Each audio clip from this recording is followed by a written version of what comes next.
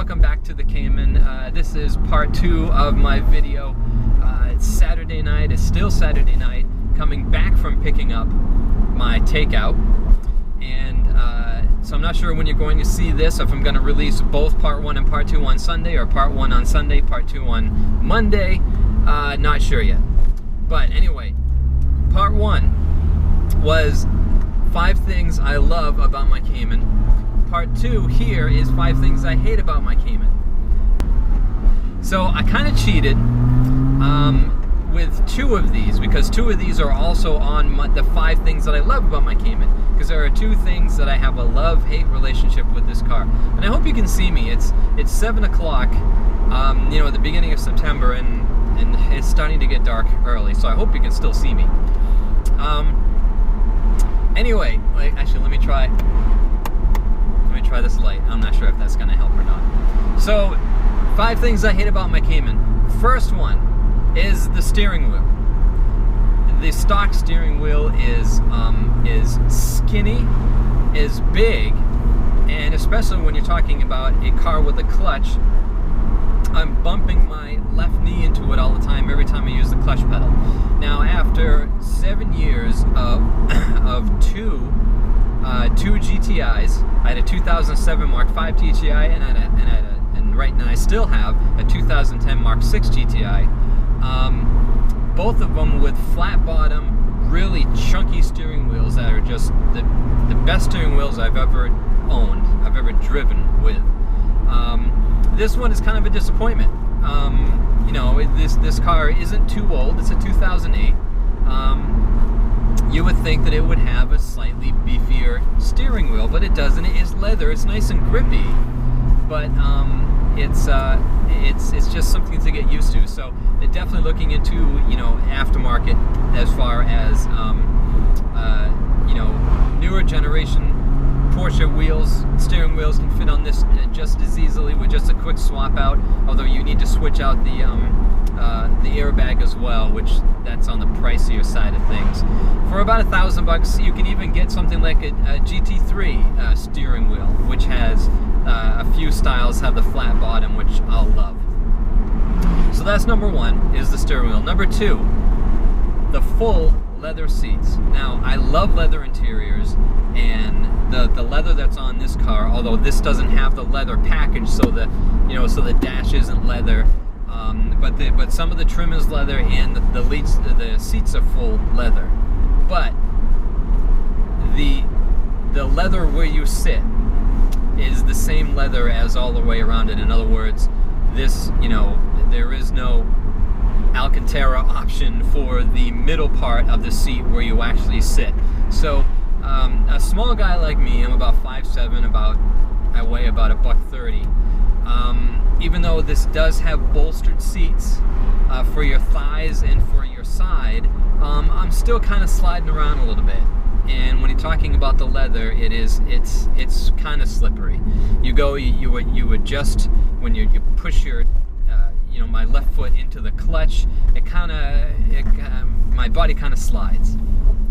So, and going around corners, it kind of slides. In the GTI, actually the GTI has more bolster in the seats, and the GTI seats are cloth. And they're the plaid interior, which I love, and the cloth, of course, it just keeps you in the seat a lot better. So number 2 is the leather seats. Number 3, and this is the first crossover to my 5 things I love about the Cayman, is the transmission.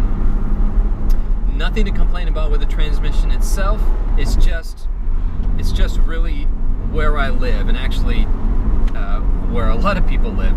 And when you're talking about traffic and stuff like that, the clutch is just a pain in the ass to use, and you're gonna run into that with any car with a clutch. And it's, you know, again, after 7 years of owning dual clutch transmission cars, coming back into a transmission, jumping into traffic, it just sucks. Especially where I live, I've got to go through a traffic circle, and that's a pain in the ass to begin with. Never mind with a manual transmission. So, you know, I'm gonna gonna write that off to where I live, because like I said in the 5 things that I love about my Cayman, the transmission itself is great. It works great. The clutch feel is awesome, but it's just in traffic, it kind of sucks. Number 4, this is my second crossover, is the wheels. Now, I love the wheels because I love how they look, but living in New England, and not the greatest roads, 19-inch wheels with 35 series tires, it's just not that great, and you're bouncing around all over the place. And so I did mention in my previous video that, you know, I would like to paint them black. That would be probably the first upgrade that I would do to them if I couldn't find somebody to trade with a set of 18-inch black wheels. I'm hunting around the forums and stuff. I don't know if this is going to happen immediately or could happen over the winter. I don't know. So that's the wheels. That's number 4. And the 5th thing that I hate about the Cayman is the torque, or I should say the lack of torque. You know, again, my last 1, 2, 3 cars have all been turbocharged 4-cylinder cars. And you can really feel it, even though the horsepower may not have been very high on those cars, but the torque really made it feel like a very quick, fast car. This one, normally aspirated, flat 6, has 250 horsepower, but only 200 pound-feet of torque.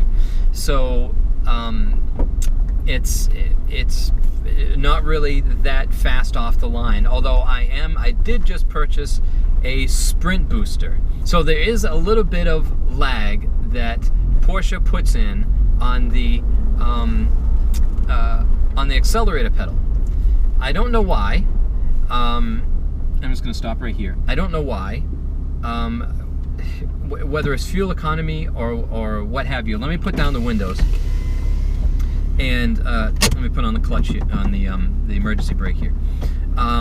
If I rev the vehicle, I'm not sure if you can hear it, but there's right when I press the pedal, there's a little bit of a dead air, literally dead air, because it goes silent and then it revs. It goes like right, and that's the way all Caymans do. And but as a little sprint booster that actually gets plugged in, because this is a drive-by-wire system. It's totally plug and play as far as the accelerator pedal goes. You unplug it, you put in the sprint booster right in the middle, and there are a couple settings on it that you can do as far as street and as far as track to really get much better throttle response with the car. It'll make it feel like it has a little bit more torque. So that I just purchased today, and with the long Labor Day weekend, you know, it may be here Wednesday or Thursday. So I'll definitely be doing a video on that as far as the install and as far as the difference goes. So so number 5 is the torque, and I knew going into this that this wasn't going to be the fastest car. I knew that. I knew it wasn't. Actually, it's even a little bit slower than my GTI, but that's okay because I bought it specifically for the handling, and I just love the car. I love the looks. It's massively comfortable, and I wish I could drive it year round, but I can't really do that in New England. So that's it. That's it. The 5 things that I hate about my Cayman. They're nitpicky things. They're nothing drastic, you know, that would cause me to actually sell the car. That's ridiculous to think, but you know, that's that. So I hope you enjoyed these past 2 videos. Stay tuned for more. Like I said, I'll make one with the sprint booster when it comes in, and I have a few more things to do as far as my quick take series goes. So thanks again for watching. Don't forget to subscribe and like, and I'll see you soon. Thanks. You get to see this. I'm parked right at my house, right, and literally 3 feet from me is this.